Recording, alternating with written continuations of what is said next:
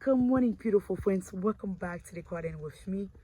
Est-ce que gen yon moun ki connaît comment yo rele ça le yo fait li nan jardin Haïti? Ma pense c'est barrage, but I think gen yon lot nom pour li. Si vous connaissez, just fais me connaître moi-même.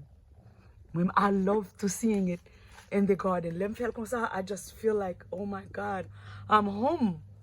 Like, ou kono la machine nan jardin, and then ou bagay sa yo fait. This is nature. But I don't think c'est barrage. Barrage? No.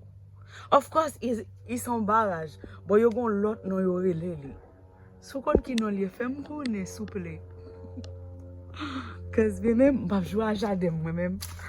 I don't play with my garden.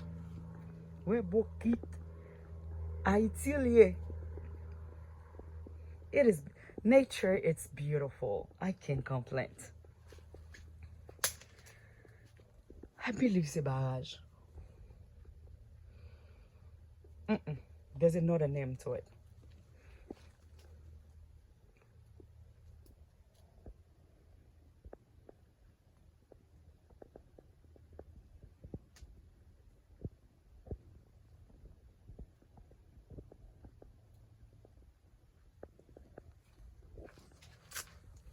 Comment on relève encore bagay?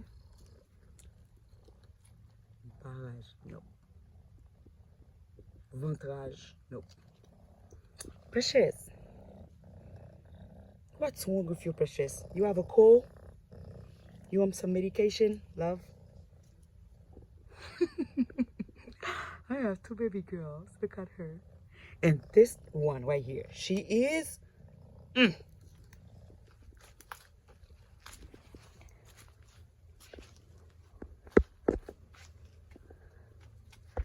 Galonzo, moi j'avais bien cher. C'est pas pour moi même dans store.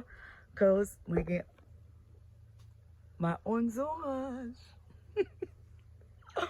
Oh Lord, thank you so much for everything.